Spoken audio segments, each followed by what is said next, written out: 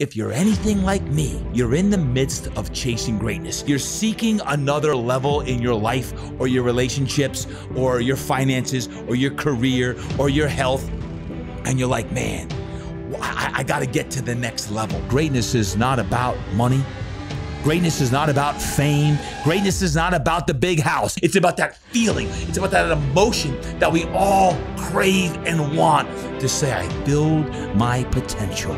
And the last I checked, you and I weren't there yet. There's another level that we've got to attain to do that. It's becoming the best version of myself. It's about how good can I become? I know you might be on the bottom of the barrel, you might be at the top of the mountain. Wherever you are, there's always another level. It's time to go out and be great today. Welcome back to another episode of the Todd Durkin Impact Show. And we have been talking about chasing greatness. First and foremost, thank you. Thank you for all your comments on this series on chasing greatness. I think there's greatness inside all of us. And I know the last few episodes have been talking about greatness and what it takes to really live up to your potential, right? What's it going to take for you to live up to your potential? As a matter of fact, when we talk about chasing greatness, today's guest is Chase Daniel, and I'm so fired up to have Chase in the house. Chase, welcome back. Thanks, man. Thanks. It's good to be back, for sure. It was episode 22 that you were here the first time. That's crazy. That's a long time ago. A long time ago. Yeah, you may want to go back and listen to episode 22 back here in the Impact Show. But first off, congratulations. Chase just recently signed a new deal with the Los Angeles Chargers. Almost said San Diego Chargers. I do the same thing. Yeah, but LA Chargers. The Chargers, man, year 14? Year 14, yeah. What's it like going into year 14 in the NFL? Yeah, I feel old. I feel old a little bit. You know, it's like, you know, there's these rookies that stay the same age, but I just keep getting older. So every year there's new rookie class. You know, I'll be 36 coming up this year. These rookies are 21. So, I mean, a 15-year difference to some of the guys, but it's been a blessing. You know, it's been a blessing to actually stay in LA for another year. This will be my second year in LA. So it's awesome. So for our listeners today, in the 14 years that you've been playing in the NFL, people say, oh, Chase Daniel, backup quarterback. That's the best job ever. What do you say to that? I mean, it's a pretty good job for sure. And you know, the older I get, the more I realize like how lucky and how blessed we are to be playing this game. And we play a game for a living, right? So it's like, it's amazing. It's an amazing job. There's a lot of hard work that goes in, behind the scenes that a lot of people don't understand. But, I would say probably earlier in my career that, you know, I probably wouldn't agree with best job ever, because I really wanted to be a starter, still do, but I understand sort of my role moving forward. Yeah.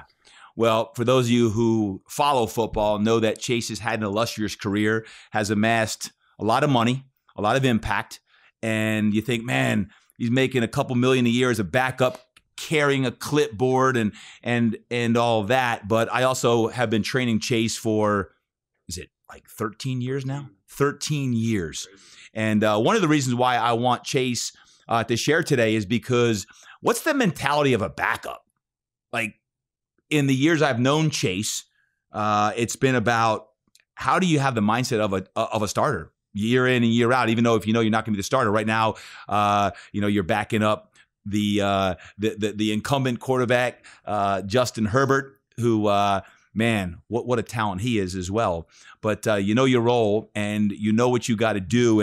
And I'm really excited to share the mentality of a backup today, because I know it's not necessarily the mindset that you're going to be the quote second string guy that has allowed you to be in the league for 14 years. It's the mindset of actually, I'm going to be the guy. I'm a snap away. But before we even get into the mindset, greatness. I've been talking chasing greatness. What does greatness mean to you? What would you define? How would you define greatness? Man, that's a tough question, because I feel like every person defines it differently. Mm-hmm. For me, it's leaving a legacy with my kids, leaving a legacy with my followers, but mostly my family. And just like, you know, what is this guy known for? Is he known for playing football, or is he known for being a good Christian husband and a good Christian father? So that to me is what I view greatness as. Now, if you would have asked me even 5 years ago, when I was starting off, it'd be like, greatness is a starting NFL quarterback for me. Yep. And making a Pro Bowl and winning a Super Bowl. That to me would be greatness. And it is. But I feel like I have completely, my mindset has just grown tremendously through all these different teams we've been on, all these different places we've been, all these experiences. So you draw on it. The older you get, the more mature you get. I realize that, greatness for me is sort of, am I a Christian husband and Christian father? What was the shift? What shifted that you wanted, you want to be the starter for many years. Yeah. You wanted to make that Pro Bowl, win the Super Bowl, all these different aspects. What was the shift in your priorities? Or is it age and experience? I think there was not any one time or one experience that shifted my mindset. I think it was just age. And I think it was, I say age, but also maybe having kids, married and the single life, then you're married. We're married for 3 years before we decided to have kids. And that was on purpose because we wanted to enjoy our marriage. Yep. And we were blessed enough to be able to have Preston, who's 4.5 years old, Parker, who's 2, she's a girl, and Ashton, our other girl, who is 9 months, literally today. I just think that my mindset sort of shifted like, hey, football, to me, it's not the most important thing anymore. Mm-hmm. And that was a hard shift because it's all about the time management. We've talked a lot about time management. Yeah. That was a hard shift. I remember my first 6, 7, 8, 9 years in the league. It was like all football all the time. And I just wasn't very well-rounded outside of football. Football doesn't last forever. You never know when it's going to end. You never know when it's going to get taken from you. And so for me, it was getting grounded in my faith, first and foremost. And then, turning that corner to fatherhood. And, we have 3 now, 3 under 4.5. And it's just like, it's crazy. Our household, there's always someone screaming. There's always someone getting hurt. It's just like, it's chaos, but it's sort of like controlled chaos where you love it, Let me ask you this question. This is always interesting to me. Are you still planning on commuting from San Diego to LA most days of the week because training camp and obviously the team is in LA now? Will you still travel back and forth each day? Yeah, that's a good question. Yeah, I will. It was an interesting schedule this year. And, we had been praying, my wife and I had been praying for stability last offseason. We just come from Detroit. We had gotten released, sort of, asked for it. They granted it. So we're good. We're starting fresh. And this opportunity came up with Brandon Staley and the Chargers. And it was a little bit later in free agency, but it was such a good opportunity for me to connect back with Joe Lombardi, who's the offensive coordinator, but also to go into a environment where it's a really young team, a really young starter in Justin, just won Rookie of the Year before, and also be close to family and be close to home. We just built a house out here in San Diego. So for me, we were sort of done with all the moving around. We were moving all these houses. We've talked a lot about these 5 or 6 places that we've had to buy and sell and move the furniture and all these other expenses. And, it's part of doing business in the National Football League. But, God was like, hey, listen, there's an opportunity here right up the road. And so 62 miles up the road, because we're in Orange County, we say LA, but we're in Orange County. Yep. We get to drive back and forth. It takes about an hour each day. And Mondays and Tuesdays, I'm driving there and driving back. In season, it was a little different. Wednesday, I would stay up there. I'd drive up Wednesday morning about 5 a.m. We'd lift and we'd have the full long, Wednesdays and Thursdays for us as quarterbacks are long days. So we had a rental house up there and then I'd drive back Friday and we'd be traveling Saturday. So it was tough. It was different, but it was better. Yeah. How many different teams have you played for in your now 14 years? Oh my gosh, you're going to make me count. Redskins. So Redskins, Eagles, which were Redskins, Saints, Kansas City, Philly, back to New Orleans, so that doesn't count. Chicago, Detroit, LA. So this is my 7th team. Yeah, and 14 years, which is crazy because, there's been a lot of instability, but also you look at the Saints, I was there for 5 years of my career. And the Chiefs, I was there for 3 years of the career. So 8 years were spent with 2 teams, and the rest of the 6 years were spent with 4. Yeah. So there's 5 even. So it's crazy. It's been crazy. We've had a lot of 1-year stops. Chicago was a 2-year, but everywhere else was a 1-year. This will be a 2-year. Thank goodness. What do you believe has allowed you to have a 14-year career? Do you have 3 hours to go into it? If there's one thing, what's the thing that you think stands out? I think for me, if I'm being candid, it's sort of twofold. Like one, play well when called upon, and the preseason or in regular season games, and you got to show you belong in the league. Regardless, it's about belonging in the league, but also sort of connecting yourself to good people and to other coaches that maybe get head jobs. It's happened to me 3 or 4 times. Like even Brandon Staley, we lapped over in Chicago. He was the outside linebackers coach, and I was quarterback. We were there for 1 year before he took the DC job in Denver. And we just hit it off. And it's just like, it's about relationships for me, right? And you never know when these relationships are going to come full circle and it's going to come to fruition. And you're going to end up, because Brandon Staley had my phone number. He called me after free agency. He's like, hey, we want you to come. Like, that to me, it's all about the connections. And this league is such a small knit fraternity. That's right. And once you get in, you better stay in. And once you get out, it's hard to get back in. And for me, it's obviously like, as a player that I am, but also it's way more than that. It's about relationships. It's about, communion with other players, other coaches. How good of a teammate are you? What can you do off the field that's going to bring impact to an organization? Yep. Chase, we've talked a lot about this topic of chasing greatness over the years. And when I started this series about chasing greatness, I wanted you on because while we do have other NFL players and coaches who listen to this show, there's a lot of people who are fitness enthusiasts, weekend warriors, they're entrepreneurs, they're moms or dads, or even kids. And they may not be the starter. They might not be the owner or the CEO. Maybe they're in a position where they're trying to be the starter. They're trying to work their way up the, quote, corporate ladder. They're trying to be their best self.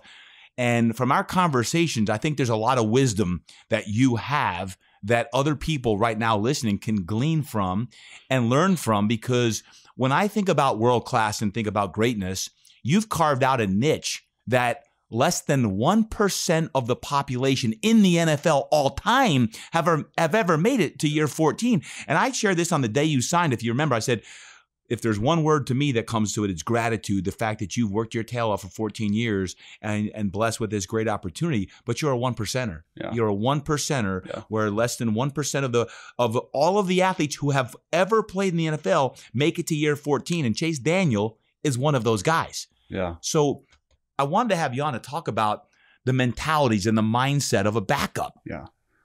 I mean, right? It's I mean, when we were talking, it is gratitude, and it is just, it's a lot of hard work. And I can't pinpoint just one separate thing, but it's just like, even my wife, like she was doing some research on like how many people, have made it, like you were saying, to year 14 in the entire, because the normal career depends on position. It's around 2.8 to 3.3 years.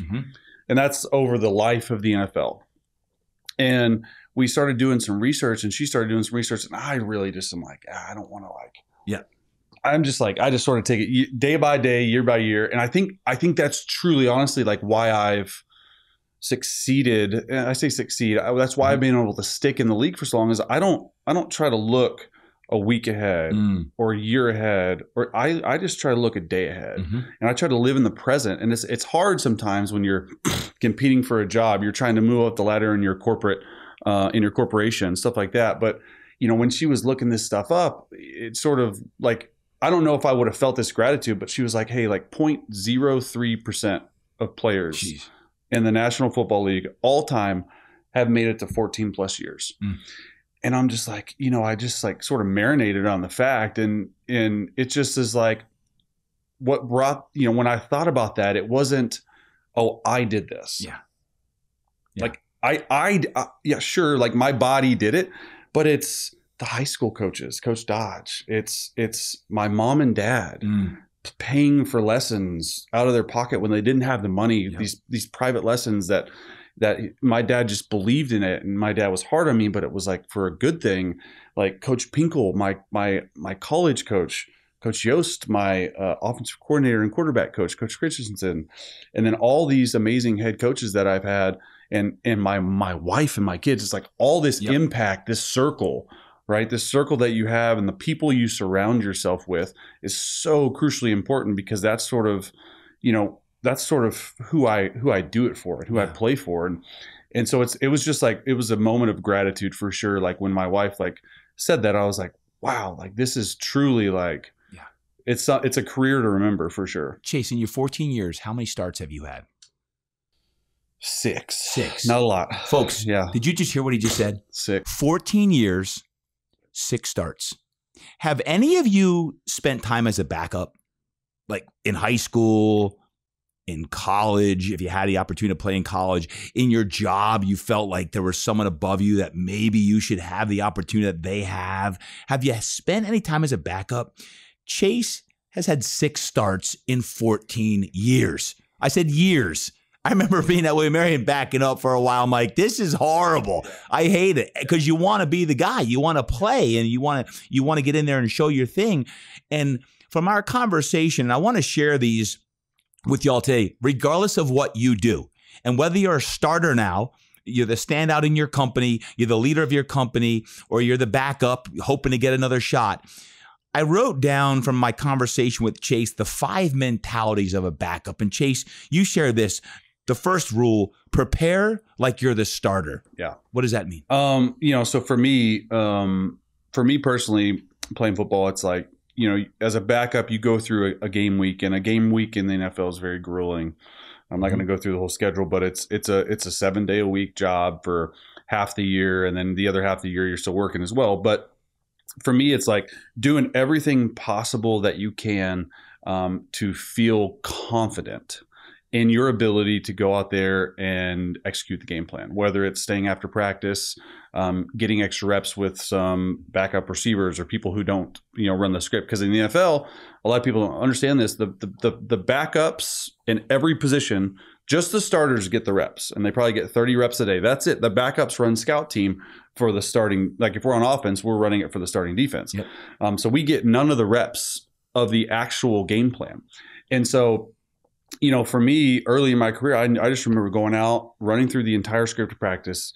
And that to me felt like I prepared like a starter, whether it be in film work, whether it be in, in a corporation, you're showing up early, staying late. That I don't understand. I think people have lost touch of what hard work truly is. And, I was built on hard work. And to me, it's showing up early and staying late, and not just doing stuff to do stuff, but have intentions while you do. And why are we doing this? And how are we going to do this? And there's no substitute for hard work. So for me, that's like when I'm preparing like a starter, like I got to put in the work to feel confident in the game plan. And guess what? I got to do it week after week after week for 24 weeks. How many hours a week of meetings would you say you average? I mean, quarterbacks are crazy. I mean, like on Mondays, Monday's sort of like a light day. We're in for 5 hours. It's not too bad. Tuesdays. But I'm not even talking practice. I'm just talking meetings. That's just meetings. 5 hours. 5 hours. Okay. Tuesday we're in from 8 to 3 watching film. That's like our off day. But, for us as quarterbacks, there's no off days. We're, for us as quarterbacks, we always try to stay a day ahead. Yep. So if we're doing like base run and base pass on Wednesday, we're studying that on Tuesday. If we're doing, third down on Thursday, we're studying at Wednesday. If we're doing red zone on Friday, we're studying at Thursday night. So like, we just stay later. I would say probably 25 hours of meetings for a 2-hour practice. And that includes film. Yeah. Yep. Okay. Yeah. Yep. Prepare like you're the starter. How would you say, let's just say to a high school athlete or to someone in a job, how do you prepare like you're the starter? Well, I think, as a high school athlete, one, you can get training away from your school. You can come to Fitness Quest 10 if you're out here in shameless plug, sunny San Diego. No, but I think it's surrounding yourself with people who you set your goal and you're going for it, and like who's going to help you get to that goal. You can't do it by yourself. Right. You can't, because maybe like I thought I knew what hard work was, and I prided myself on being the first one in, last one out until I met Drew. Yeah. And when I was with New Orleans with Drew for 4 years, I was like, oh, so that this was light work, what I was doing. Yeah. Like, this is what it's going to take to be a professional football player in the National Football League. This is what, has worked for him. Obviously, I've put my own spin on things since then, but if you're a high school athlete, going up, communicating with the coach, like, hey, what does it take for me to get on the field? Yep. Like, what do I need to show you? And then just tirelessly working at your craft. I mean, there's like, I'm going to go back. There's no substitute for hard work, right? Or if you're someone that's looking for a promotion at a job, like how can you create impact just by yourself that no one else can bring to this company? That's how you get noticed. Yep. Like, what can you do to help the company as a whole? And also, for me, it's like having a good attitude, right? Like having a like big team, little me. Like I remember learning this in high school. We had a shirt that said in all caps, team, TEAM, and then so small, like right under it, me. And like, that was the culture that was instilled in us from high school. For me, like, I don't care about who gets the credit. If we're winning the Super Bowl, it doesn't matter. If you're a quarterback, of course you want to throw for 500 yards, 3 touchdowns in the Super Bowl. Like if we run for 400 yards in the Super Bowl and we win, who cares? Who gets the credit? This is good. So if you were a coach today, or you were the CEO of a company today, how would you instill that exact principle into your team in a world right now that exists? It's about what's on the back of the jersey. Yes.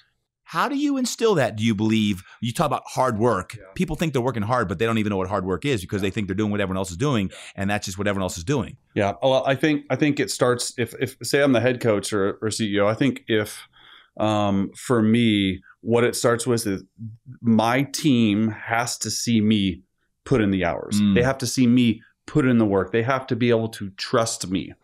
And a leader being out front can be lonely sometimes. Amen. You're not gonna please everyone. You're not gonna make everyone happy, and that's okay.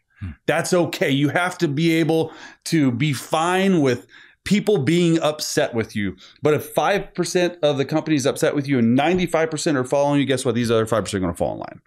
I feel like Coach Daniel right now. I'm telling you, they're going to fall in line. Career, Coach Daniel. Yeah, well, it's coming someday. Maybe. No, but like, I just think like, what it is you have to be able to be trusted to be a leader. And if you're not trusted and you're not, like for us in the National Football League, if you're a head coach and you are not authentic, people can sniff it out within 2 weeks. And they will not respond to you. They will not follow your vision. It's the same as a CEO. If you don't give people, it comes back to relationship. If you don't give people the time of day, if you don't do this or you don't do that and are just down to earth, I don't care if you're making $20 million a year at a Fortune 500 company. It doesn't matter. You're not any better than the janitor in the building or the service advisor. You're not. Like, you're just not. Like, your role might be different. And we've talked a lot about roles, and we'll get into the roles, but like, the roles, like, sort of like stay in your lane. Talk about it, because that's number 2 you said. Know your role. Know your role. I feel like the roles being played in football or in finance sector or accounting, whatever it is, whatever corporation you're in, these roles are so important. Like, not everyone can be a CEO of a company. It doesn't happen. There's one CEO, right? And it sort of like goes like this. It's like a triangle, like you're meeting up point, but all these people are working together for the greater good of the company and the greater good of the team. Like, of course, like for me, of course I want to be a starter, but like I'm not unless something happens, and you're one play away. We get that. But like, so how can I bring intrinsic value to an organization like the Chargers by staying in my lane, but also by helping Justin become, the best Justin Herbert he could be. So I think all these roles, like we have 53 guys on the team, everyone has your role. And Coach Staley talks a lot about it. He understands like not all the roles are the same, and not all the roles of a high school team are going to be star players. Like, you might have to be in the trenches on a D-line and an O-line, but guess what? Your role is just as important. 11 guys striving for one goal on every play at a time. So what do you think the top 2 or 3 things that you do personally in your role as a backup to help Justin and the team out is? That's a good question. I think for me, like at this point in my career, I'm like a veteran voice and a veteran sounding board. Even for Coach Staley, like he'll talk to me about schedules sometime, and he does that with all the vets on the team. But also just like, hey, I might be of help to Justin where he can't get help, maybe in a film room. I might see something in film that he doesn't see, or I might be, if you watch closely, like Justin will usually come off to me on the sideline. He doesn't necessarily now we're all working as a team, our quarterback coach, but sometimes as a player you see things that a coach can't. And so I think those two things are sort of like what I at least hope to bring. So Justin has developed trust in you with all of your experience, that you're seeing things that he may not see in the heat of battle. Yeah. That's good. I like it. Absolutely. Number 3, you said out of the 5 mentalities of a backup, 3, be ready when your opportunities arise because every rep counts. Yeah. I mean, that's to me, if you had to say, you know, how'd you last 14 years? That's probably the number one thing I would say, because at the end of the day, it comes down to performance. Whatever you're in, whether you're in a corporation, a football team, a high school team, like at the end of the day, I love you and you're a great person, but can you perform? Can you do what's called upon you and do it at a high level consistently? And not just like inconsistent. One week you're like down here, and then one week you're like Big 12 Player of the Week, or like you get Employee of the Month, and all of a sudden you're it's like it's consistency. Over a year, can you be consistent? Like to me, and it's tough. It's probably the toughest position in sports in terms of like not getting one rep in a week, but also like learning and understanding the 300 play game plan and being able to go out with no practice. If a starter gets hurt in a game or something crazy happens, and go out and execute a plan. So there was a time in your career where you weren't the veteran. You were the rookie or the second or third year guy who was working to become the starter and looking for opportunities to become that starter. When you're not getting the opportunities, when you do get your opportunity, how did you not put the pressure on yourself, or did you, to say, man, I only have limited opportunities. I've got to make the most of this, and not get so tight that you squander the opportunity to show them what you really had? That's difficult because you wait all this time. I mean, my first start didn't come until year 5. Wow. Year 5. So I was 5 years in, and it was the last game of year 5. Is that the one against the Chargers? Yes, here. Chiefs at Chargers. Yes. I remember it. Yeah. And you almost beat us. We missed a 40-yard field goal to win, but you guys got, I guess. You had a good day. I let you in the playoffs. But I'll say that much. But yeah, it was, it's not easy for sure. And I think that, it's just going toward one goal, I think. Yeah. Number 4, you mentioned focus on the process, the mentality of embracing the process. Talk about the process to be great. Well, yeah. I mean, for me, like I've said before, like I try to go one day at a time. Obviously, I have goals that I set every year and try to reach these goals, career goals, 5-year goals, 10-year goals. But I don't necessarily marinate on those goals. I set a path in front of me, and I just work hard, and I try to go. And it's to me, it's literally, can you do it like one day at a time? And I remember like so many coaches have said this, but it's so cliche, but it's so awesome. It's like, focus on the process, results will take care of itself. Like, focus on the process, results take care of itself. And sometimes those results are not going to come right away. I think we live today in a society where it's like, what have you done for me lately? How can we get this? We got news on Twitter, Reddit, we got Instagram, we got all this stuff that's just like constant information overload. Oh, hey, I can search this on the internet.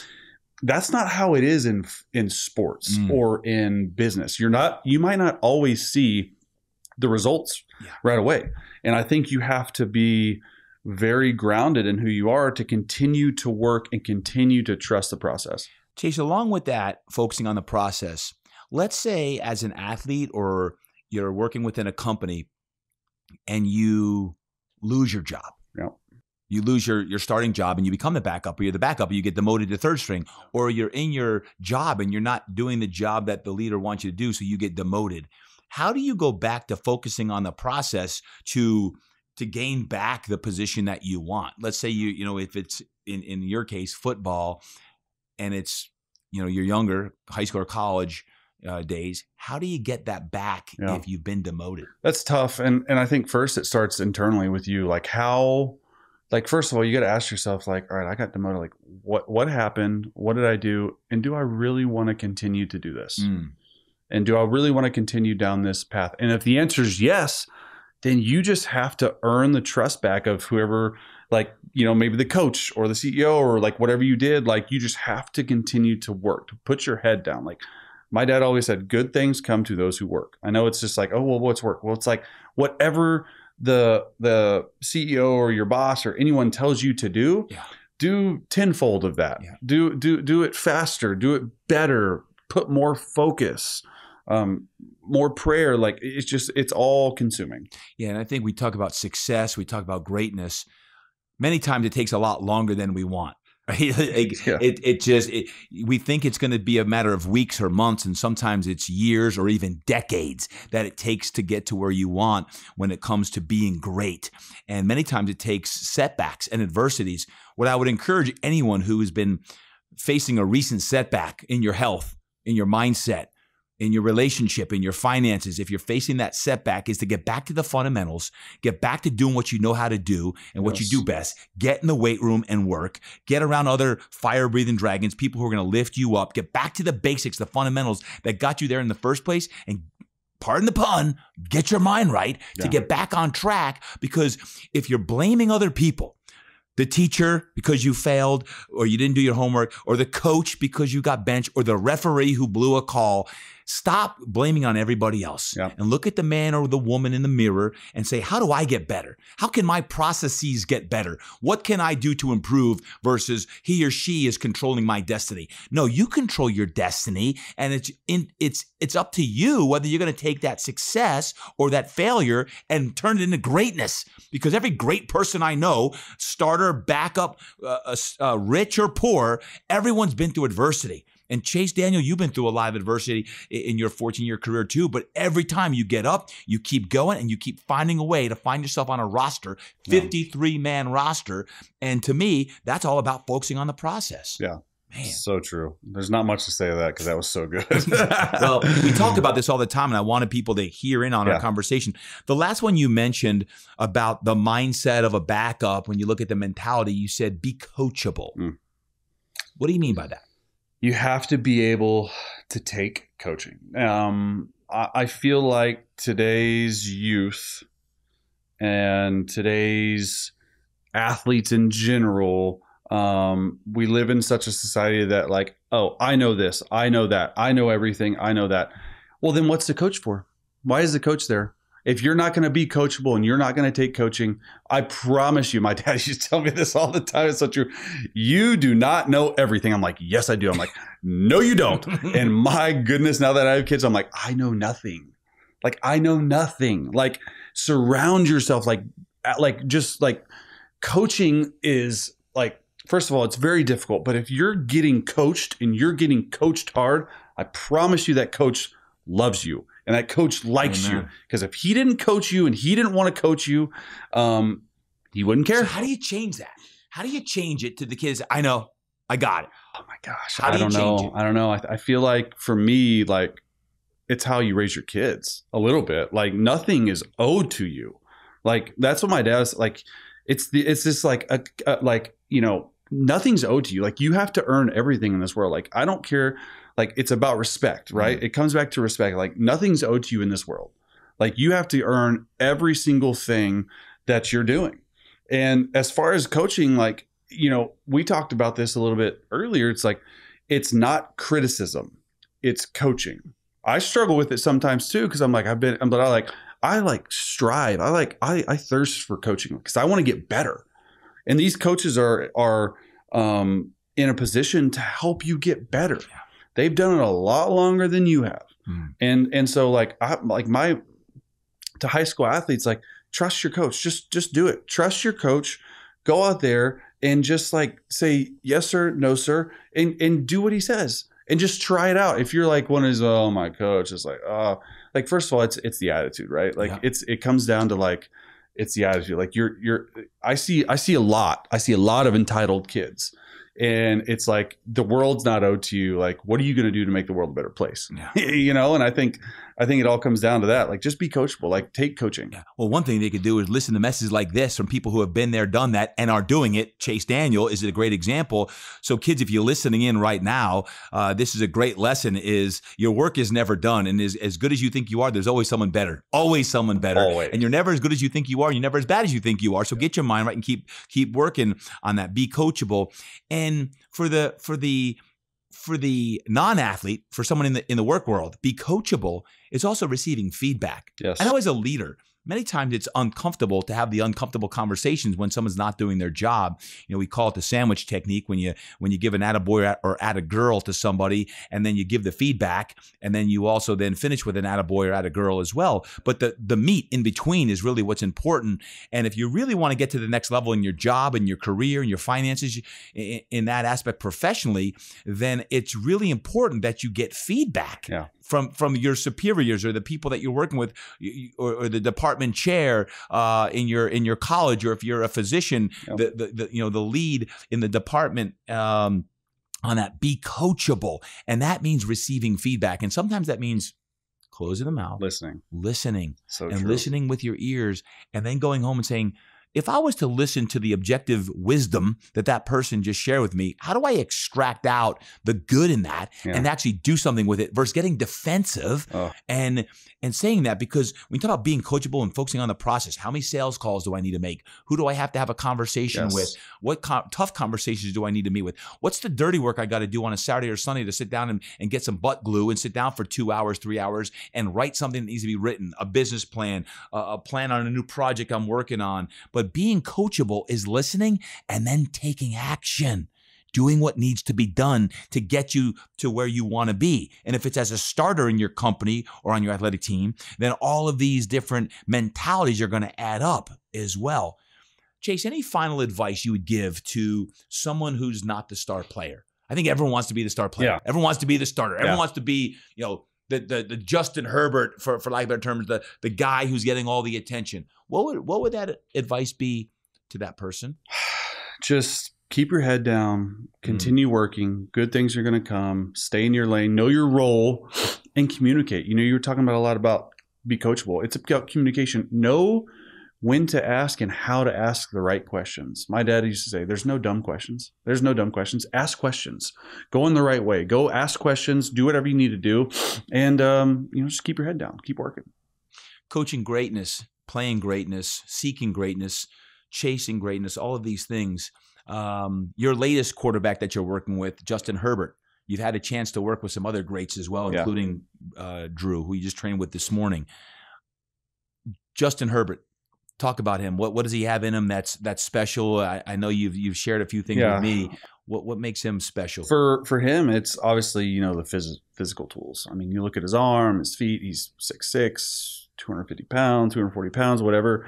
But for what I like about him, being around him now going on 2 years, is his mentality. He's just like a go to work type of guy, get your lunch pail, Love it. No nonsense type of guy. And I think that really plays well in the locker room, because that's who he is. That's how he is. He's uber competitive.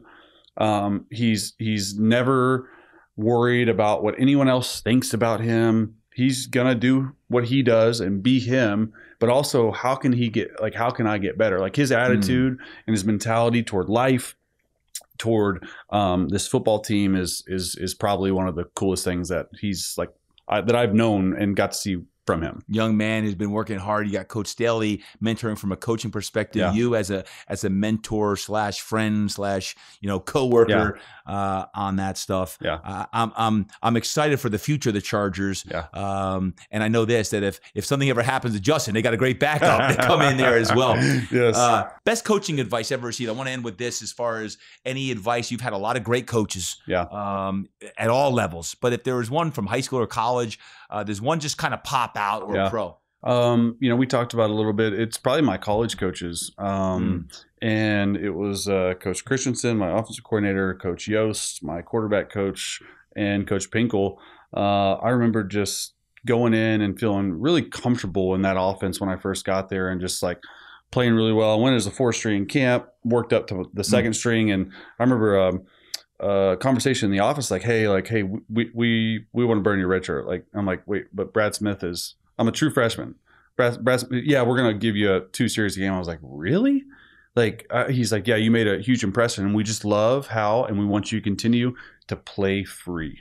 He always remember that. He said, don't worry about consequences. Don't worry about anything else. Like, be yourself. Go out there and play free. And I sort of taken that with me throughout this career. It's hard sometimes because you only get 3 or 4 reps a day, and if you complete 1 out of 4 reps, you're like, man, like, oh, what are we doing? But I think a lot of coaches nowadays are just like sort of they're over you at all times. You need to do this. You need to just play free. Like, we're going to give you some fundamentals. We're going to just play free. Go out there and ball out. They're standing behind you, telling you where to throw. Yeah.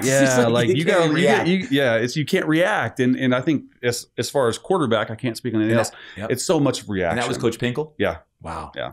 It reminds me back, it was high school, Coach Wolf. I still remember one time, this is old school now, for you old school folks, we were in a scrimmage, and it was down the goal line, and it was an option play, and I made the wrong read, and I got cut short of the goal line. I come up, I had dirt all on my face. He's like, Durkin, you're playing too robotic. I can still hear his voice.